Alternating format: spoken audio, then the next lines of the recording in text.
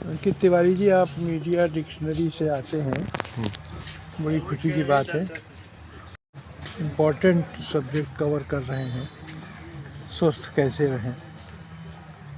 स्वस्थ रहने का तरीका भगवान ने बड़ा अच्छा दिया हुआ है कि आप टाइम से खाना खाएं, समय से थोड़ा व्यायाम करें, पूरी नींद लें और ज़रा जल्दी जगें और व्यसनों से दूर रहें, कोई भी व्यसन ना करें। ज़्यादातर हम लोग जब कहते हैं व्यसन तो उसमें यह है कि सुर्ती है, सुपारी है और भी गंदी आदतें हैं, शराब है। लेकिन अगर आप सचमुच देखें तो ज़्यादा सोना भी व्यसन है, और मार आप चीनी खा रहे हैं वो भी व्यसन है, या बहुत घी खा रहे हैं वो भी व्यसन है। हर चीज़ का संतुलन बना के रखें आप, और शरीर को कसरत करना ज़रूरी होता है, काम करना ज़रूरी होता है। आप खुद ही समझिए कि अगर आप नई गाड़ी ला के खड़ी कर दें कार, और उसको 3 साल ना चलाएं तो फिर आप चला ही नहीं पाएंगे, सब खराब हो जाएंगे। सारे इलेक्ट्रॉनिक्स अगर उनका काम लिया जाए तो बेकार हो जाते हैं। तो बॉडी भी वही है, भगवान की इलेक्ट्रॉनिक्स है। तो स्वस्थ रहने के लिए आपको नेचुरल जीवन साइकिल चाहिए, और उसमें आप स्वस्थ रहेंगे। वैसे तो आपके सामान्य ज्ञान के लिए मैं बता दूं कि कैंसर 100 तरह के होते हैं, और शरीर के हर भाग में होते हैं और हर उम्र में होते हैं।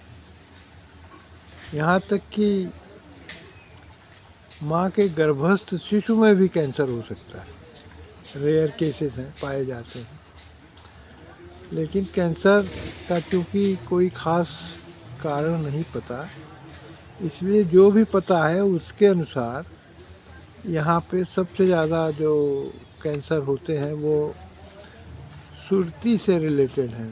सुर्ती का मतलब एक तो खैनी होती है जिसमें चूना भी होता है, फिर जर्दा होता है, फिर उस इन सब से ज़्यादा नुकसान जो एक गुटखा में होती है सुर्ती पाउडर फॉर्म में, वो करती है।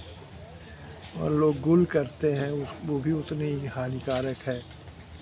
बीड़ी सिगरेट वो भी उतनी ही हानिकारक है।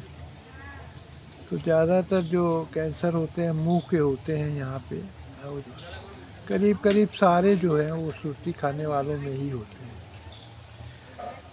कैंसर तो करते ही हैं, उसके पहले भी वो तमाम तरह के उत्पात मचाते हैं, जैसे मुंह ना खुलना, या मुंह के अंदर जो झिल्लियाँ हैं उसमें कड़ा हो जाना, उसमें खून का स्राव होना, अल्सर बन जाना जो ठीक ना हो। तो उसके बहुत से नुकसान हैं, और हमारी भोली भाली जनता जो है वो समझ नहीं पाती है, इससे फ्रूटी खाती रहती है। जनता अगर समझ जाए तो बहुत होशियार है, वो नहीं खाएगी। लेकिन समझाने का एक तरीका चाहिए, अगर समझ गए, उनको डरा धमका के समझाइए तब वो नहीं समझेंगे। लेकिन उनको अगर बात समझ में आ गई तब वो आप उनको नहीं डिगा सकते, वो नहीं खाएंगे। ये मेरा एक्सपीरियंस है। जब अब हम बात करते हैं तो ऐसे ही होता है, अगर उनकी बात समझ में आ गई तो वो आपके साथ बिल्कुल खड़े रहेंगे। लेकिन आपकी बात बताने में वो ताकत होनी चाहिए, वो कॉन्फिडेंस होना चाहिए, वो उनको समझाने की वो शक्ति होनी चाहिए जिससे वो आपके ऊपर ट्रस्ट करें। हमने एक डॉक्टर देखा था जो कि सिगरेट पीता था, सिगरेट मुंह में लगे लगे बोलता था आपको सिगरेट नहीं पीना चाहिए। इस तरह की अगर सिचुएशन है तो पेशेंट कहाँ से मानेगा कि सिगरेट पियो या ना पियो। ये तो दोनों योनियों में, पुरुषों और स्त्रियों में, दोनों में सुर्ती का प्रकोप है। फिर स्त्री में छाती का कैंसर, ब्रेस्ट का कैंसर, और योनि के मुख द्वार का कैंसर काफ़ी पाया जाता है। मुख द्वार का कैंसर ज़्यादातर एक वायरस से होता है, और उसका तो अब वैक्सीन भी आ गई। अगर 12-15 साल के अंतर पे के उम्र में बच्ची को लगा दिया जाए तो उसका चांस बहुत कम हो जाता है, शून्य हो जाता है। ब्रेस्ट के कैंसर जो है वो उसका कारण पता नहीं है, लेकिन स्तनपान न कराना एक कारण है, और दूसरा कारण है कि ये फैमिलीज़ में चलता है, जेनेटिक कारण है, और स्पॉन्टेनियस तो होता ही है।